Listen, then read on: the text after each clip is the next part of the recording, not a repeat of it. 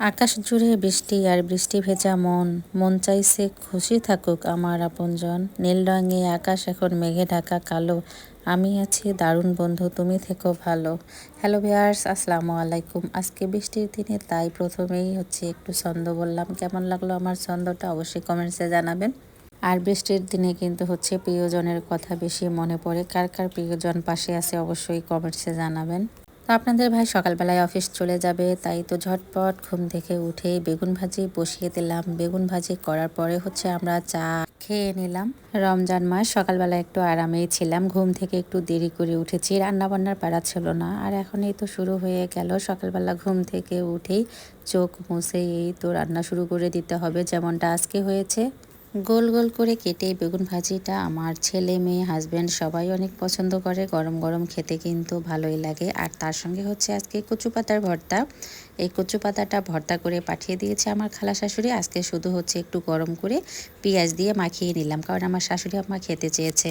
আর তার সঙ্গে আমরাও মজা করে খেলাম গরম ভাতের সঙ্গে কচু পাতা ভর্তা। আর এদিক দিয়ে আমাদের কাছে আরেকটা লাউ বড় হয়েছে, মাশাল্লাহ। তো লাউটা ছিঁড়ে নিয়ে এসে এই তো মাছ দিয়ে রান্না করে ফেললাম। আর এদিক দিয়ে আবার লাল শাক নিয়ে আসছে মামি, ওনাদের জমি টাটকা লাল শাক। তো উনি নিয়ে এসে নিজেই আবার কি সুন্দর করে বেছে রেডি করে দিল। তো লাউ দিয়ে মাছ রান্না তো হয়ে গেল। আর এরপরে একটু মাংস বসিয়ে দিলাম, যেহেতু বাচ্চারা পুকুরের মাছ খেতে চায় না। আর এই মাছগুলোতে কিন্তু প্রচুর পরিমাণে কাটা থাকে, তাই ভাবলাম যে একটু মাংস রান্না করে দিই। তাই আলু দিয়েই তো মাংসটা একটু ঝোল ঝোল করে রান্না করে দিলাম।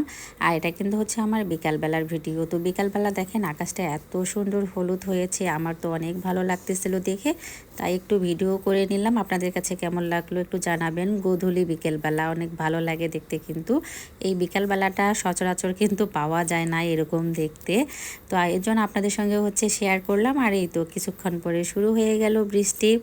আর বিদ্যুৎ নেই, চলে গেছে। বৃষ্টি আপু আসলে তো বিদ্যুৎ ভাই চলেই যায়, এটা আপনারা জানেন। আর কিন্তু শিলাবৃষ্টি হচ্ছিল। তো আজকে কিন্তু অনেক এলাকায় শিলাবৃষ্টি হয়েছে। কার কার এলাকায় হয়েছে আপুরা অবশ্যই একটু জানাবেন। আমাদের রংপুরে কিন্তু হয়েছে। আর এই বৃষ্টির দিনে কিন্তু আপনজনের কথা অনেক মনে পড়ে, অনেক মিস করি। ভালো লাগে এই সময়টা পাশাপাশি থাকলে। তো যাই হোক, আজকে পাশাপাশি আমাদের আর থাকা হইলো না, কারণ আজকে অফিসে চলে গেছে, আসতে পারলো না।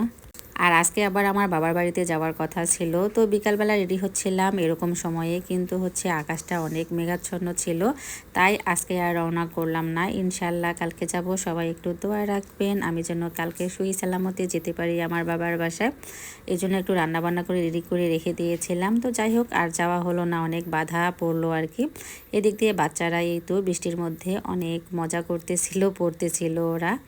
আর এখন রাতের জন্য সিম্পল ডিম আলু ভর্তা করতেছি। তো দেখেন আমাদের সায়নবাবু আর আমার তাজিম বুড়ি দুইজন মিলে আমাকে হেল্প করতেছে, কেউ আলু ছিলতেছে, কেউ ডিম ছিলতেছে। তো যাই হোক, ভিডিওটা এখানেই শেষ করলাম। আপনাদের কাছে কেমন লাগলো ভিডিওটা অবশ্যই কমেন্টসে জানাবেন, ফলো দিয়ে পাশে থাকবেন।